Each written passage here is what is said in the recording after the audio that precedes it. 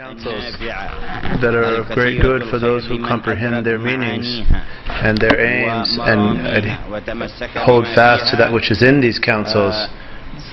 There is that in which will enrich them, and that through which they'll be guided, and that through which will be saved from falling down or from doom. But rather, these are foundation of traveling to Allah.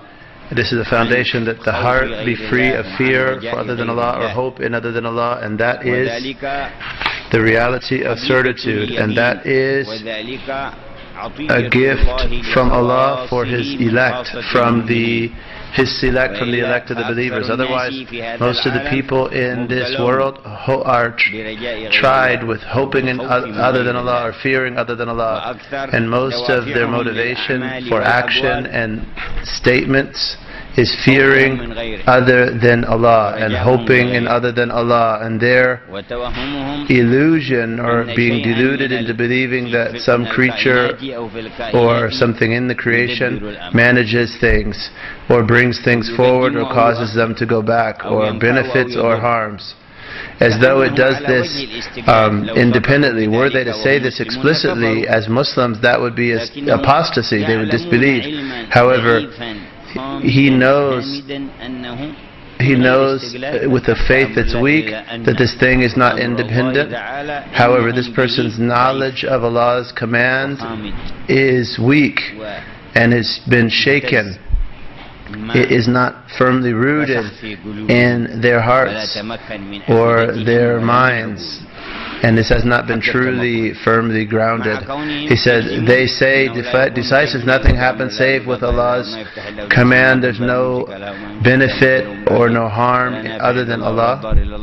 However, what's of concern is not merely that we believe in this and affirm it, but rather that we're realized in this knowledge. And from the most apparent states of realization is in the question of hope and fear. And one of the greatest manifestations of this is poverty and fearing poverty, being afraid of not having wealth and not having dunya. And he said, Imam Haddad said, what a wretched companion it is to have in the heart fear of poverty. And they should fear losing their values. He said they fled from poverty, and if they were true to the one who enriches, they would not have feared poverty, and they wouldn't have been harmed by the appearance of wealth. However, this is the affair, or this is the case of those who have not been purified and have not been trained. He said, I counsel you, and this is counseling in truth or with truth and patience. He said, I counsel you to remove from your heart any fear or all hope in or fear of the creation. To remove all hope and all fear that you find in your heart from creatures. As soon as you sense it, drive it out of your heart. Remove it from your heart by your bringing to presence in your mind the magnificence of the Creator, the one who originates, who forms, the one who is strong and powerful, the living, the eternal, the one who is singular. Whenever the light of faith in Allah and the light of certitude rises in the heart, it drives fear and hope from the heart. It's been mentioned in the conduct of Sayyidina Hassan bin Ali, and one of the conditions, one of the stipulations in his agreement with Muawiyah bin Abi Sufyan is that he would send him a certain sum each year to spend upon his guests and also the interests of the Muslims that he was caring for. 1 year that continued, and then 1 year it stopped. And Hassan had many debts pile up, and he was very generous and would reconcile between people and spend money on people, and he inclined to remind the leader, the Amir, of his promise and the condition that was stipulated between them. So he said to his servant, his assistant, bring a pen and paper and ink so that he could write, but he didn't write. When he brought those the pen and paper, he didn't write. He said, it's not good for me to write about provision to a creature like myself. So then in the night he saw his grandfather, Allah's messenger. He said, oh my son, how are you? So then he mentioned his debts and his need to have a continuing stipend. And he said, did you ask for a pen and paper and ink to write to a creature like yourself? He said, oh my grandfather, that happened and then I left it. He said, don't do that, oh my son. He said, what should I do then? He said, say, oh Allah, cast in my heart hope for you and sever my hope, cut off my hope from everything other than you until I do not hope in anyone other than you. Oh Allah, and that which my strength falls short of and my actions do not reach, and my desire and my prayer does not reach, nor does it flow over my heart of what you've given any of the first people or the last people of certitude, of yaqeen. So select me and grant this to me, O Lord of the worlds.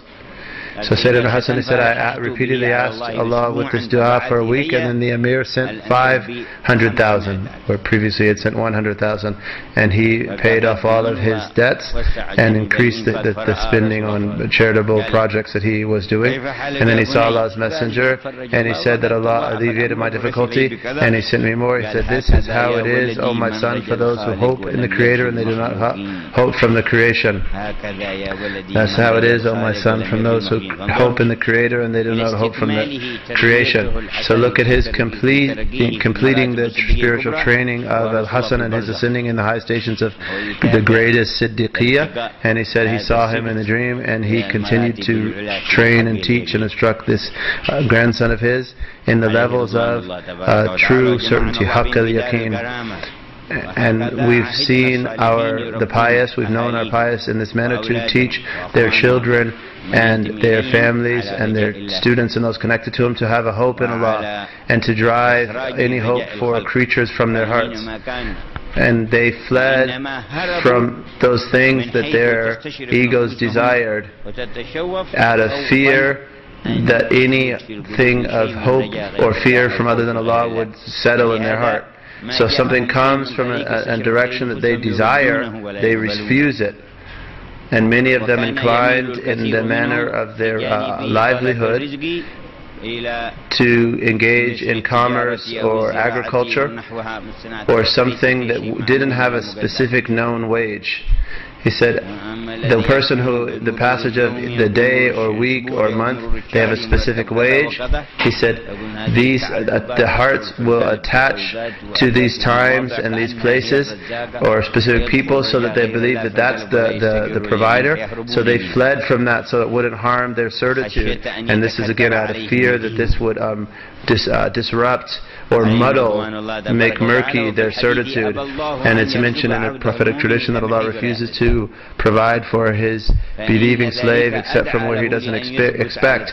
This is more likely to make him be firm in his desire for Allah and being true to Allah, and certitude, his certainty. And he said, now the Muslims' thoughts have been affected by the whisperings of devils of mankind and jinkind one to another with embellished speech. And he said, this demonic inspiration that Allah indicated, he said, we made enemies for each prophet of devils of mankind and jinkind. They whisper to one another.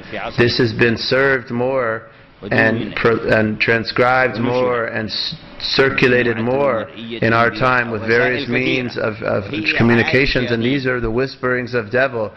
So the Muslims have been affected. So a person might teach their child and say, oh my son, don't depend on anything, just depend on yourself. Rely on yourself.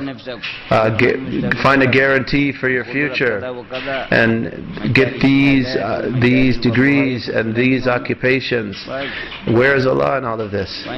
Allah is vacant from their mind. Their mind is absent from Allah subhanahu wa ta'ala. They said, find Allah, but this is what you must do, O my son.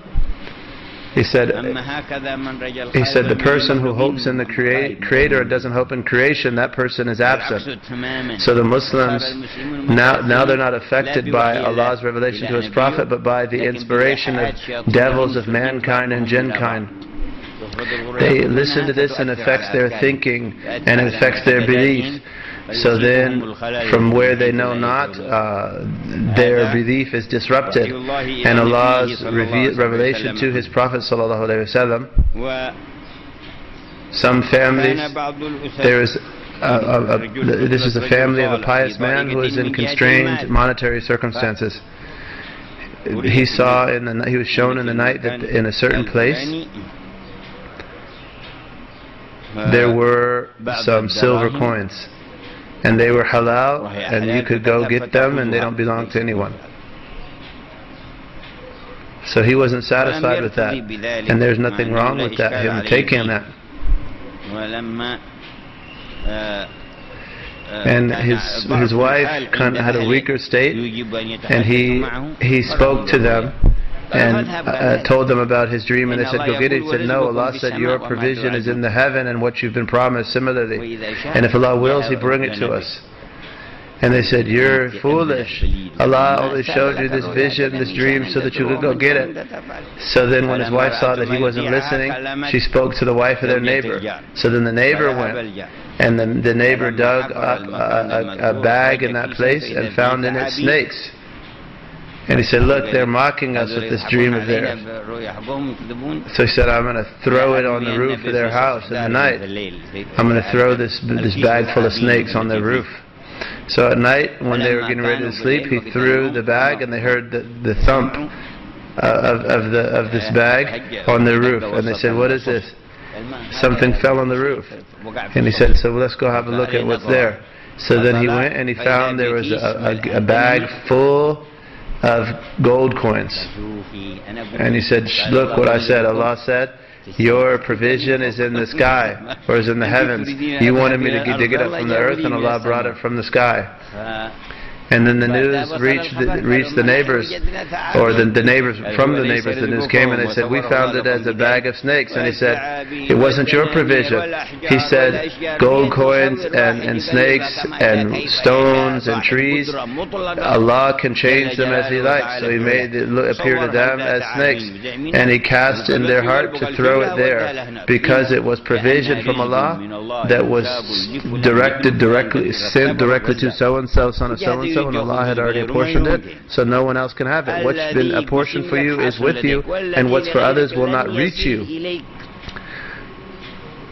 So then when you, in your superfluous behavior, or not minding your own business, you want to get the provision of someone else, you're used to bring this person their provision. And this is for that person who is content with what Allah provided for them. So Allah cast in the heart of this man, go throw it right into his house.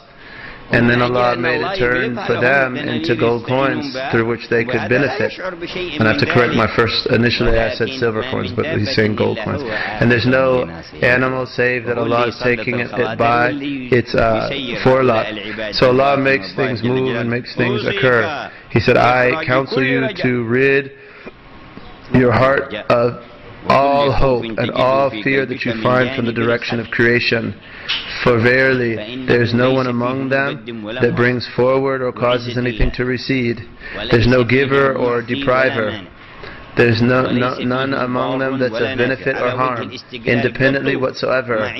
Those are merely means that if Allah wishes that an effect to be created, when they're used, they can, otherwise not. No one can give, no one can withhold what you give, nor can someone give what you can withhold. And no one of fortune, their fortune does not avail them without your aid.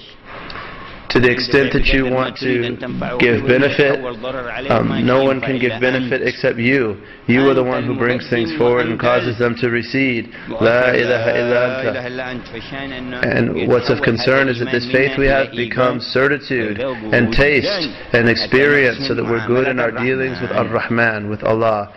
He said, so we fear Allah and hope in Allah, tabaraka wa ta'ala fi ula. Verily, the existence of that in the heart, meaning desiring creatures and what's in their hands, and believing that any of them is independent in anything, and fear of them, that they can sever your provision or sever your lifespan. They will not cut off your lifespan. The one who gives your provision and your lifespan is just one. These are only means, and each one will be dealt with according to his intention, and the only real doer is Allah solely. And if this remains in the heart, it prevents the manifestation of truth, and the sun of certitude will never rise as long as there's hope or fear for other than Allah. You will perform acts of worship, and you will not feel the light of certitude in your heart until you drive fear and hope for other than Allah, or in other than Allah, from the heart. And he said, someone who lives in the veil of hope for other than Allah or fear from other than Allah will not experience this certitude. Sayyidina Ibn Abbas, the Prophet ﷺ, said when he was only 8 years old, "Oh son, oh boy, verily I'm going to teach you sayings. Be mindful of Allah, Allah will protect you. And know that were the whole world to come together to benefit you through something, would not benefit you save through something for which that Allah had written for you. And were they to come together to harm you, they would not harm you save through something that Allah has written against you. The pens are lifted and the ink is dried." And this is how we rear and instruct students, or how they should be. And he said, what a wretched companion this is. Someone who has fear of poverty in his heart. This person lives poor even if they own the whole world. And how many a person, because of doubt about provision and fear of poverty, they were stripped of their faith and died outside of the religion. We seek a refuge in Allah from that. There was a grave robber who repented. He used to steal the shrouds from the dead and sell them. And he came to some of the pious and he said, "How many graves did you dig up?" He mentioned hundreds of graves he had robbed. He said, "Did you find them facing the Qibla or away from the Qibla?" He said, "I found most of them turned away from the Qibla. I saw most of them steered away from the Qibla." He said, "Inna lillahi wa inna ilayhi raji'un." Do you know what the cause of them being turned away from the Qibla was? And their hearts being steered away from the religion because of their doubting about Allah's provision. They're not being confident in the provider of Razak. So because of this they were crooked and they were steered away, and we seek refuge in Allah from that. O you in whose hand is the fair, all of it, cast into our hearts hope in you, and cut our hopes, sever our hopes from everything other than you, so that we don't hope in anyone other than you. O Allah, and what our strength falls short of, and our intentions and desires do not reach, and we do not ask for, and it doesn't flow on our tongues of what you've given any of the first people, the last people of certitude. Please select us and elect us to have this. O Lord of the world, O Allah, give us good certitude and protection, and to be true and good certitude, and give us enabling grace through which we will be upright, and be there for us in a way becoming of you wherever we are and however we are, inwardly and outwardly, and aid us and assist us, for indeed you are the eternal. We hope in you and we seek you, not any of this through our striving, but rather through your pure largesse. And bless this month of the birth of our Prophet, and bless us in the remembrance of his birth, and bless us in the remaining commemorations and celebrations that we will perform and begin on this night of ours and tomorrow and in the coming night. Make this a door of opening, a means of opening the doors of alleviating the difficulties for the Muslims in the East and the West, and particularly for the Muslims of the Levant and of the Yemen. O Allah, change the states of the Muslims to a better state, and alleviate from us, or relieve us from the states of the people who are misguided, and benefit us through your pious slaves. And Allahumma salli wa sallam ala Sayyidina Muhammad wa ala sallam. Fatiha with that intention. There's a question that he'll answer, inshaAllah. Something that increases love and mercy between the family and the spouses. Reading Ayatul Kursi and Surah Al-Ikhlas every time you enter the home. So teach everyone in the home, whenever any of them enters the house, to recite Ayatul Kursi and Surah Al-Ikhlas 3 times. That makes the love firm among the members of the family, and that's a means. Another means of developing a good relations between the family is the saying of reciting the verse وَلَقَدْ جَاءَكُمْ رَسُولٌ مِّنْ أَنفُسِكُمْ to the end of those verses 140 times or 141 times. And he's praying for the family of a certain student to be guided to Islam. And